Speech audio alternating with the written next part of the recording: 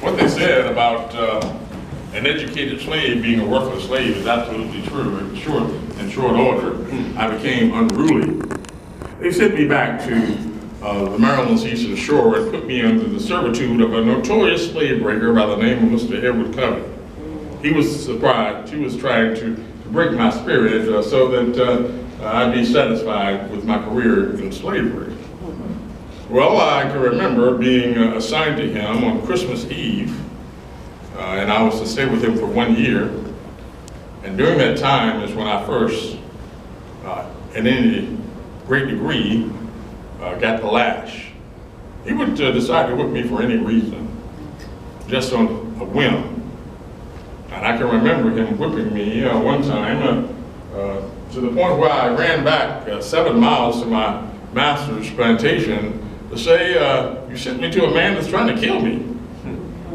Well, he was saying, no, Mr. Severe, Mr. Covey, he wouldn't do such a thing. He's just trying to keep you in order. I'm sure that whatever you did, you deserve the whipping. He said, now get yourself together and, well, stay here for the night and go on home in the morning. Well, I can remember heading back in no big hurry to get back to the Covey plantation. And I stopped along the way to one of the other slaves who had his own hut away from the big house. And I told him about the situation. He told me, he said, if you want to make sure that you never get a whipping, put this root in your left pocket, and I guarantee you'll never get the lash again. Well, I didn't know too much about the roots and these things that they had brought from Africa and such. But I put it in my pocket and, to see what would happen. I got back to the plantation, and it was to my surprise that Mr. Covey didn't give me a whipping. I thought it was kind of peculiar. The next day, he put me on a task. He told me to take an ox and a cart and go out to the field and to the woods and catch some wood. I spent about the entire day out there getting up wood. I came back. By the time I got back to the plantation, the ox got out of hand, ran into the gate, broke the gate, the ox, all the wood was turned out. And I said to myself, well, this is 40 lashes at least. Well, Mr. Covey came out and he surveyed the situation and he said, you stayed out there too long. I thought you were trying to run away, but nevertheless, get up this wood. We've got work to do. Well, I said, well, this root might have something about it. Well, what was happening is my whipping was on the way. That Sunday, after he came back from church, I could see him coming back, and he saw me sitting on the porch. He said, Freddie, I need you to go into the barn and throw down some blades. I thought it kind of peculiar that he would be asking me to throw down some blades on a Sunday. So I went on in. I went into the barn. The next thing I know, the barn door flashes open, and there's Mr. Covey with a whip and a chain. And he's fixing to whip me. And so right then and there, I decided this would be the time that I would never take a lashing again. And we started to fight, and I fought him for about an hour. As a matter of fact, he called one of the other overseers in there to help him, and I kicked him in the stomach, and he ran out. He called another slave and asked him and said, the slave came in and said, Mr. Covey, what do you need? He said, help me tie Freddie. He said, well, you hired me to work in the fields, not to whip a slave, and he left out.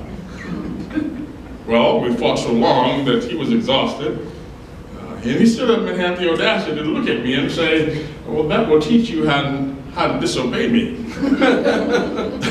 Well, he had not beaten me. I had drawn blood from him. And I thought he might take me down to St. Michael's on the whipping post in the square. That didn't happen. Well, why didn't that happen? Because he has a reputation as a notorious slave breaker. And so to take me down there would mean that he was not successful in his endeavors, and so I went unwhipped until my escape. Now, they sent me back to Baltimore to live with Mr. Hugh and Miss Sophia, and I worked there in the shipyards as a ship fitter, as a ship's caulker, so to speak, of the day. And during this time I was a ship's caulker, I learned a trade and such that would set me up after I escaped, and I was on the weekends able to go to the camp meetings. And in the camp meetings, of course, all the colored people and those slaved and enslaved would meet up, and we would have church and sing songs, and just a great time during the weekend. And I met a wonderful looking young lady by the name of Anna Mary, who was a freed woman. And we started talking, and I was telling her about the fact that I wanted to be free. And she offered and gave me advice and said, yes, I'd like you to be free as well. Maybe we can be married. And so that was the plan. I would dress up as a sailor. She rented, did some things to save some money, and she helped me purchase a sailor suit. And I escaped using a train. I caught a train and went to New York. After I got to New York, I sent for her. And when she arrived in New York, we moved on to New Bedford, Massachusetts. Once we arrived in New Bedford, we were living, as a matter of fact, when I ran away, I was using as my alias Frederick Johnson. Frederick Johnson. Now, when we arrived in New Bedford, our assignment was to be under the care and the supervision of Mr. Nathan and Polly Johnson. And upon arriving in New Bedford, I'm finding that it seems like every slave that ran away named himself Johnson. I told Mr. Johnson, I said, I need to find a new name. It seems I might get lost in the fray here in New Bedford. There are so many Johnsons. And so he was reading at the time a book called Lady of the Lake. And in that book, the main character's name was Douglas. And so he said, well, he said, how does the name Douglas sound? I said, well, as long as I don't have to give up my first name, I do want to have some resemblance of myself. And so I changed my name to Frederick Douglass. He introduced us to a great minister, Minister Pennington. We got married, and we moved to Lynn, Massachusetts, where I started my family. Now, this is around the time I'm meeting up with the abolitionist movement. Mr. William Lloyd Garrison, I'm reading the abolitionist newspaper, The Liberator, and I'm finding out what it means to be agitating and the abolishment of slavery.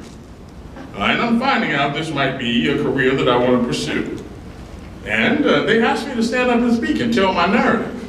And when I did that, people started to clap and applaud. They were so stricken to see and hear from a slave himself the narrative. Well, I am sometimes seeing myself referred to as an orator. But for the life of me, I cannot tell why that reputation is accorded to me. I'm just a simple colored Maryland boy.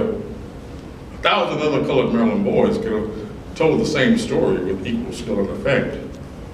But then they started to question my authenticity. They said, well, you say this man is a slave, he speaks so well, he can read?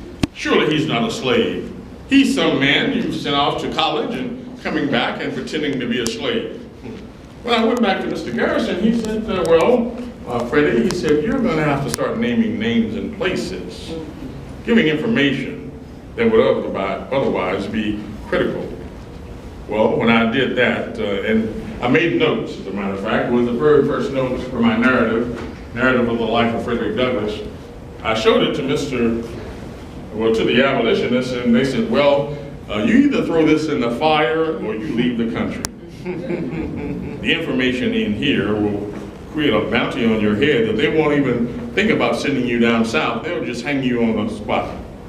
So they sent me to England and Ireland. I spent 21 months in England and Ireland. And this is in a time when, well, I don't know if you people know anything about the country of Ireland.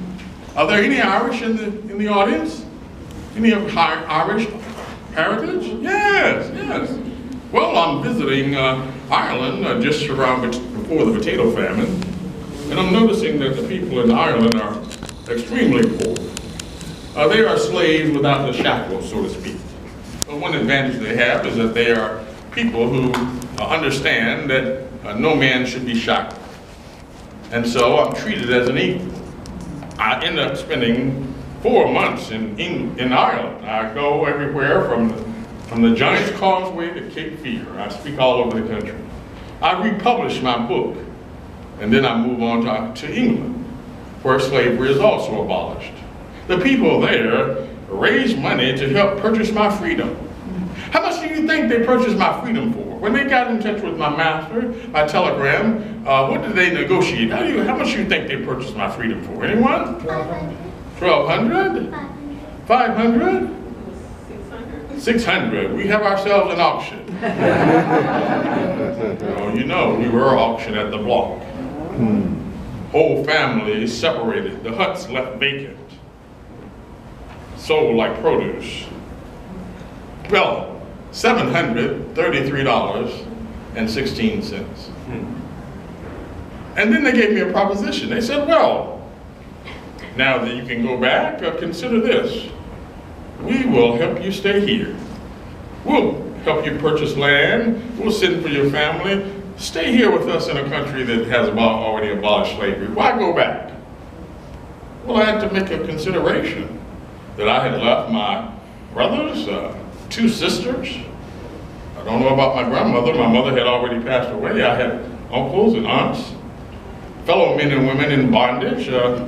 I had a choice to make, and I decided to come back and help them achieve their freedom. And so they gave me another, Miss Julie Griffiths. I remember Miss Griffiths and the Richardson's family, $2,500. I had told them I wanted to write my own newspaper. And so they said, buy yourself a printing press and start your own newspaper. I came back, I got my press, and we moved that thing and my family all the way up to Rochester, New York. And I purchased my first home on South Street. And it was quite a neighborhood. And of course, this is in New York. This is a progressive town. I thought I would be very comfortable. I thought my daughter would be able to go to school in a private school. And come to find out that prejudice still exists in a free state. They didn't want my daughter to sit in the classroom with the other girls. As a matter of fact, on the street, I had really had to work to be accepted in the neighborhood. Eventually I did, but it was still a peculiar place to be if you were going to be a part of the Underground Railroad. You see, there were many people involved in the Underground Railroad, churches or such, white people helping, Harriet Tubman bringing people from the South up north. She stopped at my home in the middle of the night with 7 runaways.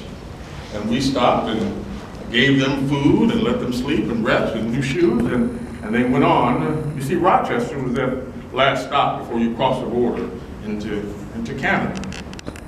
And so eventually we felt like South Avenue was a place where might put us in jeopardy. So we purchased a home out on County Street in the country.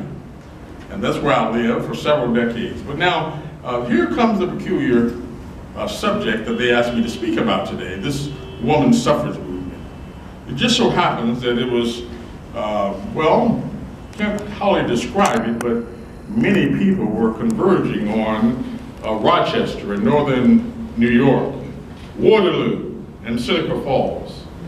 I'll name some women here. Susan B. Anthony, Lucretia Mott, Elizabeth Cady Stanton, and the other suffragettes, Harriet Jacobs. Harriet Jacobs is right here from Elizabeth City and Edenton, North Carolina. Harriet Jacobs was a black woman. She actually wrote her own narrative, you know. You may want to make a note of this. Harriet Jacobs wrote her narrative, Incidents in the Life of a Slave Girl. Oh, yeah.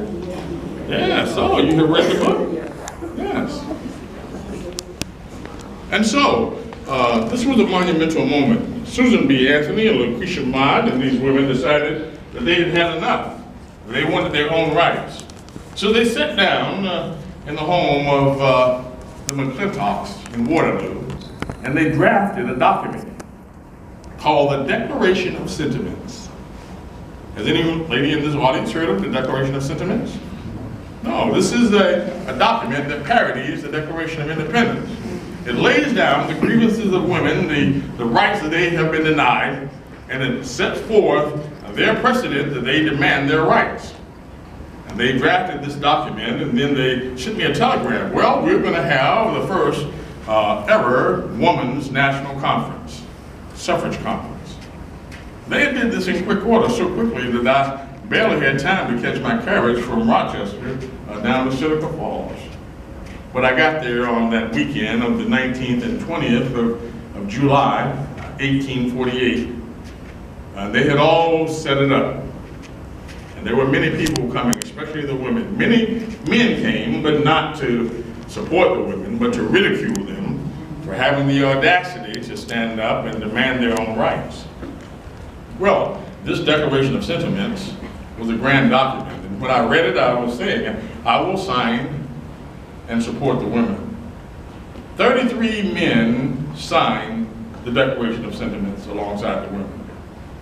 And they had their conference. And they asked me, as me, Frederick Douglass, to be the master of this ceremony. And on that second day, on that Sunday, I can remember standing in front of the audience of men and women, and I made a speech. Would you all like to hear the speech? Yes.